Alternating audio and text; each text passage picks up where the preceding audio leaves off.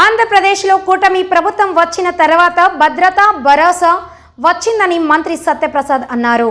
పెట్టుబడిదారులను ఆహ్వానించేలా ఒక సానుకూల వాతావరణం ఏర్పడిందని అన్నారు. సచివాలయంలో నిర్వహించిన మీడియా సమావేశంలో మంత్రి, ఎమ్మెల్యే పల్లా, ఎంపీ భరత్ మీడియాతో మాట్లాడారు. గౌరవ ముఖ్యమంత్రి గారు రెవెన్యూ అలాగే ఎండోమెంట్స్ సంబంధించినటువంటి ముఖ్య రివ్యూ. ఎందుకంటే గతంలో మనం చూస్తే గత ప్రభుత్వ పరిపాలనలో ఈ విశాఖపట్నం అంటే భూములు కొట్టేశారా లేకపోతే ఆస్తులు మింగేశారా అని చెప్పేసి ఒక భయం ఉండేది. కానీ చంద్రబాబు నాయుడు గారి ప్రభుత్వం వచ్చిన తర్వాత ఒక భద్రత, ఒక భరోసా, ఒక ప్రశాంతమైన వాతావరణం, అలాగే పెట్టుబడిదారులను ఆహ్వానించే విధంగా ఒక సానుకూలత కూడా ఏర్పాటు చేయడం జరుగుతూ ఉంది. మనందరూ గ్రహించాలి ఎవరి వల్ల మంచి జరుగుతూ ఉంది, ఎవరు గతంలో ప్రజలకు చెడు చేశారు అనేది. ఇప్పటి నుంచో ఉన్నటువంటి సమస్యలన్నీ కూడా కులంకుశంగా అక్కడ ఉన్నటువంటి ప్రజాప్రతినిధులందరితో కూడా, రాష్ట్ర అధ్యక్షులు అవ్వచ్చు, జనసేన నాయకులు అవ్వచ్చు, మన తెలుగుదేశం పార్టీలో ఉన్నటువంటి నాయకులు అవ్వచ్చు, అందరితో కూడా 1 to 1 కూడా క్లియర్ కట్గా మళ్ళా భవిష్యత్తులో ఎలాంటి ఇబ్బంది లేకుండా ఉండే విధంగా, అలాగే మరి ఎప్పటి నుంచో మనం చూస్తున్నటువంటి సింహాచలం పంచగ్రామాల సమస్య కూడా. ఎందుకంటే గత ప్రభుత్వాల్లో ఎన్నోసార్లు ఎంతోమంది కూడా హామీలు ఇచ్చారు, కానీ హామీ పూర్తి చేయలేకపోయాం. అది సబ్జుడిస్ కాబట్టి దానికి కూడా ఎట్లా మనం కోర్టు నుంచి కూడా ఆర్డర్ తెచ్చుకోవాలనేది కూడా లీగల్ ఒపీనియన్ కూడా తీసుకుని అలాగే గౌరవ అశోక్ గజపతిరాజు గారు, ఎందుకంటే వారి యొక్క పూర్వీకుల నుంచి వచ్చేటువంటి అనువంశిక చైర్మన్ కాబట్టి వారికి కూడా ప్రత్యేక కృతజ్ఞత తెలియజేసుకుంటూ వారి యొక్క అనుమతితో దాదాపుగా 500 ఎకరాలు అంటే 5,000 కోట్ల రూపాయలు విలువ చేసే భూమిని ప్రత్యామ్నాయంగా ఇచ్చి 12,000 ఇల్లుల దాకా రెగ్యులేట్ చేసే ఒక ప్రక్రియ.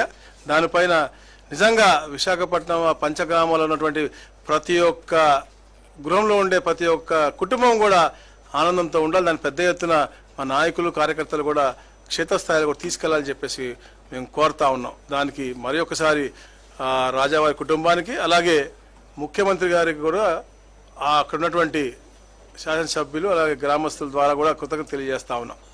అలాగే ఏదైతే ఎప్పటి నుంచో ఉన్నటువంటి గత ప్రభుత్వం అంటే మా ప్రభుత్వం 2014-19లో దాదాపుగా 70,000 మందికి మేలుకు అంటే మంచి జరిగే విధంగా 296 జియో ఇచ్చారో. దాంట్లో దాదాపుగా గత ప్రభుత్వం ఎక్కడ కూడా వాళ్ళకి సానుకూలంగా స్పందించలేదు, ఎక్కడ కూడా వాళ్ళకి ప్రాపర్ కన్వెన్స్ డీడీ ఇవ్వలేదు, ఎలిమినేషన్ రైట్స్ ఇవ్వలేదు. దానిపైన కూడా మా ఎమ్మెల్యే అందరూ కూడా గౌరవ ముఖ్యమంత్రి గారిని గతంలో రిక్వెస్ట్ చేయడం జరిగింది. మొన్న క్యాబినెట్లో కూడా ఏదైతే మేము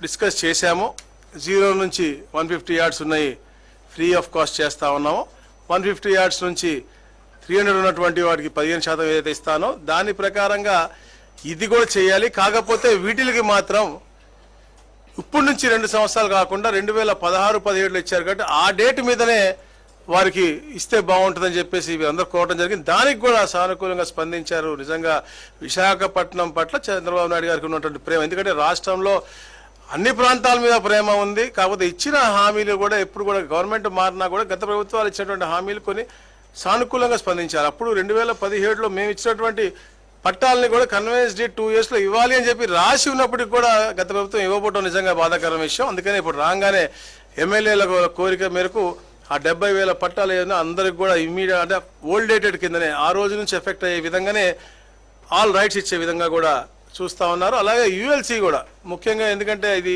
రాష్ట్రంలో ఉన్నటువంటి సమస్య. యుఎల్సీలో ఉన్నటువంటి ఎక్సెస్ ల్యాండ్ ఏదన్నా ఆక్యుపై అయ్యి ఉన్నా అవన్నీ చేసినా కూడా అది పిఓటి యాక్ట్ కింద వచ్చి 10 years ఆఫ్ ఎలిమినేషన్కి వస్తూ ఉంటుంది. కానీ ఈరోజు కూడా అది కూడా డిస్కషన్ రావటం, దాన్ని కూడా 2 years టైం పీరియడ్ పెట్టి అంటే ఒక పాజిటివ్ యాటిట్యూడ్ తీసుకొచ్చి ఎక్కడ సమస్యలు ఎందుకంటే ఎక్కువ సమస్యలు ఉన్నాయో అన్ని కూడా తక్కువగా చేసి పరిష్కారం అనేది శీఘ్రంగా ఉండే విధంగా అన్నీ కూడా ప్రణాళిక చేసుకుంటూ ముందుకు వెళ్ళారు. అలాగే ముఖ్యంగా గాజువాక ప్రాంతం వాళ్ళు కూడా ఏది గతంలో 301 జీవో ఇచ్చారో అది 2018 నుంచి అది నడుస్తున్నటువంటి ఇష్యూ.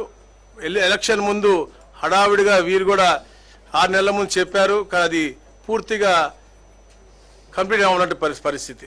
కేవలం 7,000 మంది పెట్టినటువంటి పరిస్థితి. ఈ రోజున ఆ జీవోను కూడా సవరించి వాళ్ళకి కూడా నామ్స్ పెట్టి గతంలో ఇచ్చినటువంటి జీవో కంటే కొద్దిగా అధిక కొంచెం రేటు పెంచి వాళ్ళకి కూడా రెగ్యులైజ్ చేయడం. అంటే ఇది ఎంతో విశాఖపట్నంలో విశాలంగా అందరూ ఉన్నటువంటి అన్ని ప్రాంతాల్లో కూడా ఒక ఆనందమైనటువంటి వాతావరణం కల్పించే విధంగా రెగ్యులరైజేషన్ చేసే విధంగా, అంటే భూ హక్కుల్ని వాళ్ళు కల్పించి వాళ్ళు, ఎందుకంటే మనం చూస్తా ఉన్నాం, చెప్తా ఉన్నారు ఎమ్మెల్యేలు కూడా, వాళ్ళు ఎప్పటి నుంచో ఉంటా ఉన్నారు, చిన్న రిపేర్ చేయడానికి లేదు, కరెంటు పోతే కరెంటు వైర్ వేసుకోవడానికి లేదు, అలాంటి చాలా దుర్భరమైన పరిస్థితిలో ఉన్నటువంటి జీవితాల గురించి చెప్పారు. కాబట్టి ఆ చలించిపోయి గౌరవ ముఖ్యమంత్రి తప్పకుండా మంచి చేయాలని చెప్పేసి వారి యొక్క ఆలోచన. ఎందుకంటే గత ప్రభుత్వం మనం చూసాం, శుక్రవారం వస్తే బుల్డోజర్లు వస్తాయా, లేకపోతే మన ఆపుకోవాలా, మా ఎమ్మెల్యేల గారిని కూడా అప్పుడు అరెస్ట్ చేసిన పరిస్థితి మనం చూసాం, దొంగతనం. అలాంటి ఏమి జరగకూడదు. ప్రజలందరూ కూడా ఒక సుభిక్షంగా ఒక మంచి వాతావరణంలో పాజిటివ్ దీంట్లో నివసించాలి, ఉండాలి, ఒక హక్కుతో నివసించాలి. మళ్ళీ ఇవన్నీ కూడా రేపొద్దున బ్యాంకుల్లో కూడా లోన్లు పెట్టుకుని వాళ్ళ పిల్లల పెళ్లిళ్ళకి కానీ లేకపోతే విదేశ విద్యకు కానీ ఉపయోగించుకునే విధంగా ఈ ప్రాపర్టీస్ ఉండాలని చెప్పే లక్ష్యంతోనే ఈ యొక్క మంచి కార్యక్రమం చేశారు.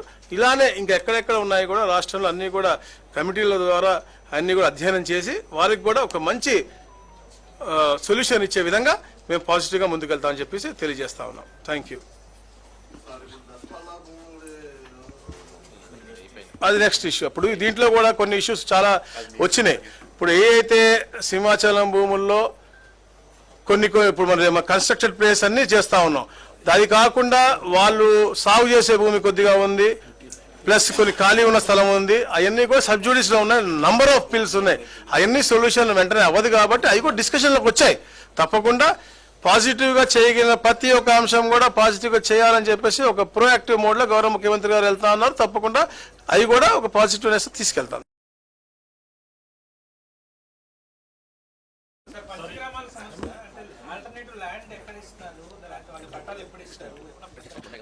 అది కోర్టులో ముందు మేము ఎక్కడ ఇస్తున్నాం అనేది ఐడెంటిఫై చేసుకుని మేము దాన్ని కోర్టులో సబ్మిట్ చేయాలి. చేసిన తర్వాత అది రిలీజ్ అయిన తర్వాత పెద్ద కార్యక్రమం చేసి తప్పకుండా 12,000 కుటుంబాలకి న్యాయం చేసి వాళ్ళకి ఇస్తాము. అది మంచి వాతావరణంలో కూడా చేస్తాం తప్పకుండా. మా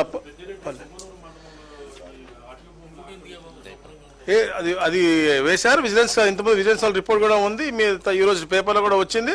దాని మీద ఎస్పీ గారితో, సిఎఫ్ గారితో, కలెక్టర్ గారితో కమిటీ వేశారు.